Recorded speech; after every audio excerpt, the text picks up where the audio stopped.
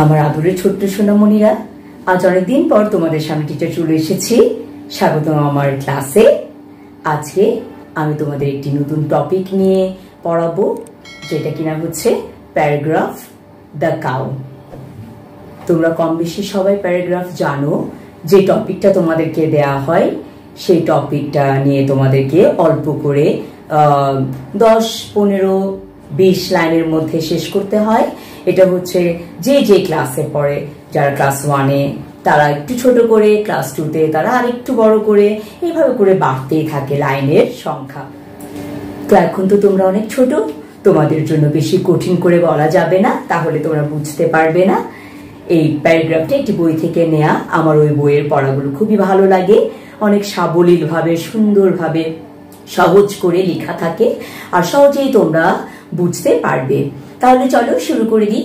আমার সাথে সাথে তোমরা পড়বে। প্যারাগ্রাফটার নাম কি বলো তো দেখি? দ্য কাউ, গরু সম্পর্কে আমরা আজকে পড়ব। ঠিক আছে, তাহলে চলো শুরু করে দিই। আমাদের প্রথম লাইনে কি আছে? The cow is a domestic animal. Domestic মানে হচ্ছে জানো কি? গৃহপালিত, গৃহে যাদেরকে পালা হয়। আমাদের সাথে না, হ্যাঁ আমাদের সাথে থাকে আবার, যেমন কি গরু না, গরুর জন্য আলাদা ঘর লাগে, যেটাকে শেড বলা হয়, হ্যাঁ, গোয়াল ঘর। কিন্তু আমাদের সাথে থাকে কি? বিড়াল, তারপরে কুকুর, এরা আমাদের সাথে থাকে। আমাদের সাথে একই বিছানায় অনেকে আমরা রাখতে পছন্দ করি, কিন্তু গরু আমাদের একই উঠোনে পাশের ঘরে ওদের জন্য একটা ঘর করে দিতে হয়, এই জন্য তাই এদেরকে বলা হয় গৃহপালিত। তাহলে the cow is a domestic animal. গরু হচ্ছে গৃহপালিত প্রাণী, একে আমরা গৃহে পালি, পেলে থাকি। It is very gentle in nature. ও প্রকৃতিগত ভাবে খুবই শান্ত, নিরীহ স্বভাবের হয়। কিভাবে? আমরা গরুর সামনে যেতে পারি, আদর করতে পারি, মাঝে মাঝে একটু পানিও দিতে পারি। যারা গরু পালে তারা কি ভয়ে ভয়ে গরু পালে না, তাদেরকে টেক কেয়ার করা যায়, তাদের সামনে যাওয়া যায়, তাদের গলায় রশিও বাঁধা যায়। হ্যাঁ, আপন মনে তুমি ওর সামনে যেতে পারবে, সে তোমাদেরকে কি করতে আসবে না। টাইগার, লায়ন, হ্যাঁ, এদের মতন তোমাদেরকে কি করতে আসবে না, অ্যাটাক করতে আসবে না, তোমাদেরকে আক্রমণ করতে আসবে না। তাই একে বলা হয় ও একটা নিরীহ প্রাণী, নিরীহ জন্তু। It is very useful animal. It is very useful animal. ও খুব উপকারী প্রাণী। এমন কিছু নাই ওর যেটা কিনা কোনো কাজে লাগে না। ওর প্রতিটি জিনিসই কিন্তু আমাদের কাজে লাগে। হ্যাঁ, এই জন্যই বলা হয় it is very useful animal. It is a four-footed animal. It is a four-footed animal. মানে কি? ওর 4টি পা আছে, 4টি পা যুক্ত প্রাণী, চতুষ্পদী প্রাণী বলা হয়। ওটা তো একটু কঠিন, তাই সহজ বাংলা হচ্ছে ওর 4টি পা যুক্ত প্রাণী। It has 2 ears. How many ears? কয়টি কান আছে? 2টো কান আছে, 2টো চোখ আছে, 2 eyes and 2 horns. 2টো শিংও আছে and a long tail. লম্বা লেজ আছে। বুঝতে পেরেছো তো কি কি আছে? It has 2 ears, 2টো কান, 2টো চোখ, 2টো হর্ন, শিং and a long tail. একটি লম্বা লেজ আছে। There is a tuft of hair at the end of its tail. এই লাইনটি বোঝা গেল? There is a tuft of hair মানে এক গুচ্ছ চুল আছে। কোথায়? লেজের শেষ প্রান্তে। গরুর লেজের শেষ প্রান্তে এক গুচ্ছ চুল আছে। তাহলে এই লাইনটি আবার বলে ফেলো। There is a tuft of hair at the end of its tail. Its body is covered with soft hair. তার মানে কি? ওর শরীরটা আবৃত থাকে বা ঢাকা থাকে কি দিয়ে? নরম লোম দিয়ে। Cows are of different colors.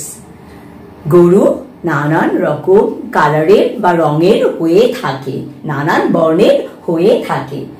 Such as যেমন হলো red, black, white, brown etcetera. কি কি রংগুলো বলে ফেলো?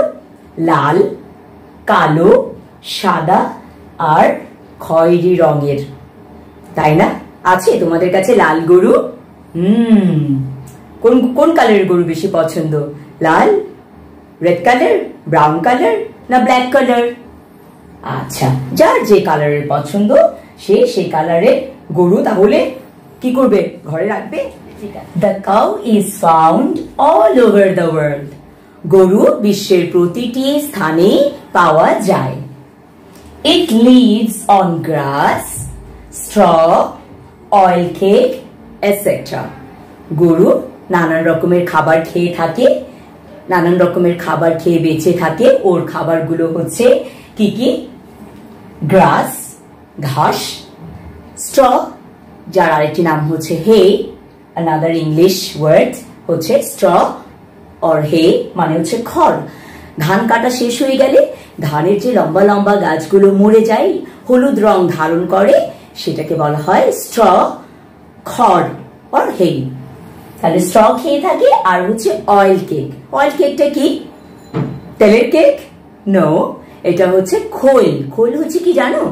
সরিষা মারানোর পরে সরিষা থেকে যখন তেলটা নেওয়া হয় তখন এর যে খোসা ফেলে দেওয়া হয়, সেটা আবার কিন্তু নানান কাজে আসে জানো। এটা কিন্তু গাছের জন্য খুব ভালো সারও বটে। কোনটি? Oil cake. তাহলে খোল। এবার আবার বলে দাও। It lives on grass, straw, oil cake etcetera. It is very fond of its calf. আমরা যেরকম তোমাদেরকে খুব আদর যত্ন করি মায়েরা, বেবিদেরকে না শুধু বেবি, আমাদের ছেলে মেয়েদেরকে খুব আদর যত্ন করে প্রতিটি মা, প্রতিটি বাবা, সেভাবে গরু কিন্তু তার বাছুরকে, তার ছোট্ট বেবিকে অনেক পছন্দ করে। তার খুবই প্রিয় ওর বেবিটা ওর কাছে। ঠিক আছে, এই লাইনটি এখানে বলা হয়েছে। ইট is very fond of its calf. Calf মানে বাছুর। The cow gives us milk. গরু আমাদেরকে কি দেয়? খুবই উপাদেয় খাবার, পুষ্টিকর, যেটি কিনা আমাদের শক্তি যোগায়। আর তোমাদের জন্য খুবই ভালো কিন্তু এই খাবারটি। কোনটি? মিল্ক। হ্যাঁ, দুধ খাবে কিন্তু সবাই। তাহলে কি হবে? বুদ্ধি বাড়বে, শক্তি বাড়বে, ভালো মতো পড়াশোনা করতে পারবে। ঠিক আছে না? অসুখ বিসুখ হবে না, তার থেকে দূরে থাকবে। তাহলে সবাই কিন্তু বেশি বেশি কি দুধ খাবে। At least a glass of milk, এক গ্লাস মিল্ক, দুধ অবশ্যই সবাই খাবে। ঠিক আছে? Milk is an ideal food. দুধ হচ্ছে খুবই উপাদেয় খাদ্য, খুবই ভালো খাবার, যেটি আমাদের শক্তি যোগায় আর বোনের জন্য, হাড়ের গঠনের জন্য খুবই ভালো খাবার। তাহলে বেশি বেশি করে কি খাবে? দুধ খাবে। We get butter, ghee, cheese, etc. from milk. তাহলে শুধু দুধ থেকে কি কি উৎপন্ন হয়? বাটার মানে হচ্ছে মাখন, ঘি আর পনির, চিজ এটসেট্রা ফ্রম মিল্ক। নানান রকমের খাবার আমরা দুধ থেকে পেয়ে থাকি। স্পেশালি যে খাবারগুলো এখানে দেয়া আছে, মাখন, বাটার, ঘি আর চিজ হচ্ছে পনির। Ox and bullocks draw carts. ষাঁড় গরু, হ্যাঁ, অক্স অ্যান্ড বুলক্স হচ্ছে ষাঁড় গরু। এরা কি করে? দে ড্র কার্টস, গরুর গাড়ি টানে। আর প্লাউ দ্য ল্যান্ড, জমি চাষের ক্ষেত্রে ওদেরকে কাজে লাগানো হয়। লাঙল একটা বেঁধে দিয়ে ওদেরকে কিন্তু জমি চাষে কি করা হয়? খুব কাজে লাগানো হয়। এই ক্ষেত্রে ওরা আমাদের জন্য খুবই উপকারী, বা কৃষকদের জন্য অনেক উপকারী জন্তু হিসেবে কাজ করে। We must take care of our cows. The last line is কি বলো তো দেখি? We must take care of our cows. আমাদের অবশ্যই গরুর যত্ন নেওয়া উচিত, গরুর প্রতি যত্নশীল হতে হবে। গরু যেভাবে আমাদের কি দেয়?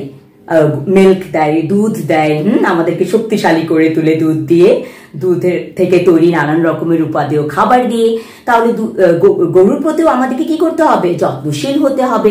ও যেরকম আমাদের উপকার করে, আমাদেরকেও গরুর প্রতি সহনশীল হতে হবে, ওর প্রতি যত্নশীল হতে হবে, দায়িত্ববান হতে হবে। ঠিক না? তাহলে ছোট্ট বন্ধুরা, একদম চলে এসেছি ক্লাসের শেষ প্রান্তে। আশা করি এই প্যারাগ্রাফটি তোমরা অনুশীলন করবে আর গুরু সম্পর্কে বেশি বেশি জানবে।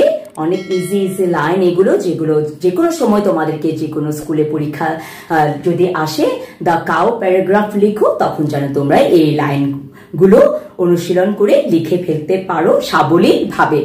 আজ তবে এটুকুই। সবাই অনেক অনেক ভালো থেকো, সুস্থ থেকো। Tata, bye bye.